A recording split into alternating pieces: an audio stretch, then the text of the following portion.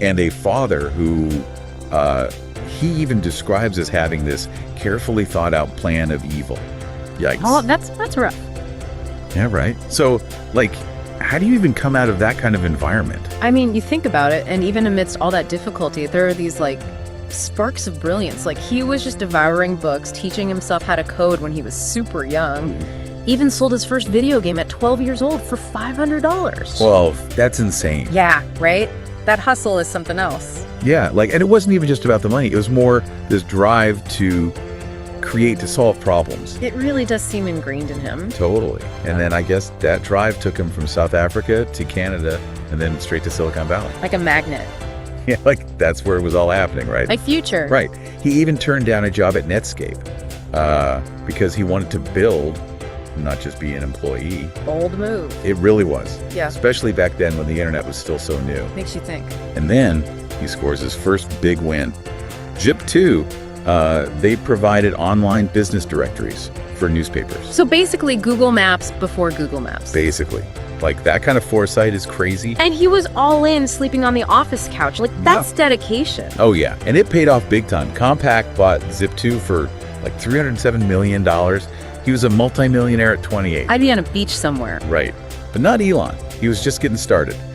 He took that money and poured it into X.com, which of course became PayPal. Oh, yeah. PayPal. I remember those days. Trying to send money online was scary. It really was the Wild West. But PayPal changed everything, you know? Like, they made it secure, easy to use, and it revolutionized like how we buy and sell stuff online. For sure. And then eBay sees the potential and buys PayPal for, get this, $1.5 billion.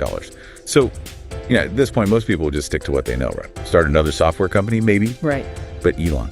Yeah. He had way bigger ambitions. Like what? Colonizing Mars. Exactly. Like things that most people thought were impossible. Building electric cars that could compete with gas guzzlers. And yeah, like you said, starting a rocket company with the goal of colonizing Mars. Talk about aiming high. Out of this world. Right. It was like he deliberately picked these industries that were resistant to change, like stuck in their ways. And he wanted to prove that things could be done differently, better, and sustainably. I mean, it makes sense in a way. Totally. So let's start with Tesla.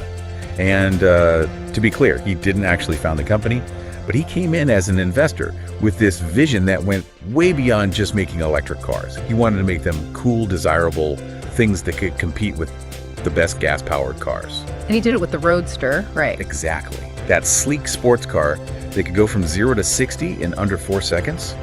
It totally turned heads and made people rethink what an electric car could be. Genius, really. It was. It wasn't just about being green. It was about, like, a whole lifestyle. Yeah, like aspirational. Yeah.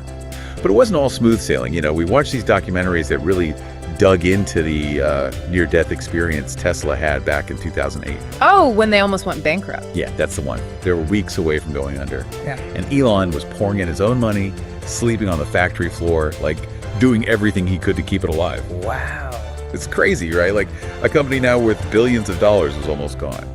But, you know, that's where his drive and his willingness to take risks really paid off. And then there's SpaceX. Oh yeah, SpaceX. Yeah. Now that is a whole other level of audacious. I mean, starting a rocket company is one thing, but aiming to colonize Mars, like that's science fiction. Right, but the thing is, it's driven by this belief that we need a backup plan, like for humanity. He's convinced that becoming a multiplanetary species is key to our survival. I mean, it's a long game for sure. Super long. And those early days were tough, you know? Like, the Falcon 1 rocket had 3 failed launches before it finally reached orbit. Can you imagine the pressure? Intense. But he learned from every setback, you know? And it eventually achieved something revolutionary. Reusable rocket. Oh yeah, those Falcon 9 landings. Like, completely changed the economics of space travel. It's insane, like going from horse-drawn carriages to bullet trains overnight. Totally. And it opens up so many possibilities, you know? Yeah. More launches, more ambitious missions, even space tourism. It's a game changer. Absolutely. Okay, so we're back, and we're still trying to figure out this whole Elon Musk thing. So far, we've seen him go from, like, coding whiz kid to this tech giant who just disrupts industries and pushes the limits of, like, what's even possible. It's wild. It is. But as we dig into his later ventures, it's like the lines get blurry. Like, is he really a force for good? Or, is there this darker side to all this ambition? Yeah, it's that whole Elon Musk paradox, right? He does all these amazing things, but his methods and even his motives, they're like constantly sparking controversy. Right. Okay, so let's talk about Neuralink, his brain-computer interface company. This sounds like straight-up science fiction, but it's real. I know. They're working on implants that could let our brains interact directly with computers. Like, think about it treating neurological conditions or even enhancing, like, our cognitive abilities. Crazy. Mind-blowing. Imagine downloading knowledge right into your brain. Or like controlling devices with your thoughts. It's both exhilarating and kind of terrifying, right? Totally. And some of the documentaries we watched, especially that one, The Problem with Elon Musk by Johnny Harris, really get into the ethical concerns around this, like privacy, data security, even the potential for hacking or manipulation. We're in uncharted territory here. Yeah, it's scary stuff. And like some experts are worried about it making existing inequalities even worse. What if only rich people can get these enhancements, creating this whole new class divide? Yeah, it's like something out of a dystopian movie. Okay, speaking of controversial, we got to talk about his Twitter takeover. Yeah. That sent shockwaves everywhere. Oh yeah, that was a wild ride. Seriously. He came in presenting himself as like this champion of free speech, claiming that Twitter was silencing conservatives and needed to be like set free. Right.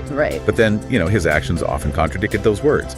He banned journalists who criticized him, brought back all these controversial figures, even amplified some crazy conspiracy theories. It's like his idea of free speech was, well, pretty selective and like often seemed to just benefit him personally. Totally. Remember when he called himself a free speech absolutist, but then suspended accounts that tracked his private jet? Oh yeah, the irony. It's thick.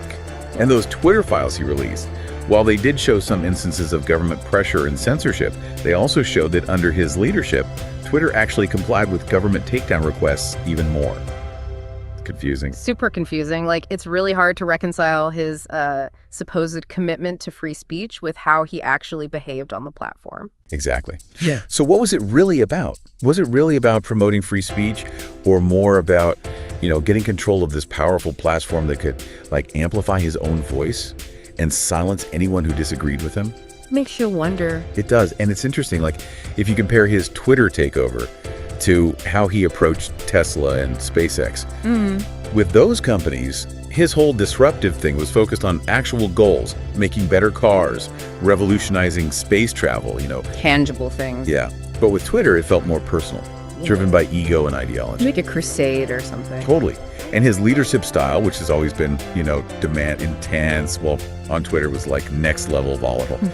Publicly going after employees, making impulsive decisions, constantly changing his mind. It was just chaotic. It sounds stressful. It was. And the sources are full of stories about his work ethic, his obsession with efficiency, this expectation that everyone around him should work as hard as he does, which is a lot. Yeah, I get it. It can be inspiring, but also like totally unsustainable.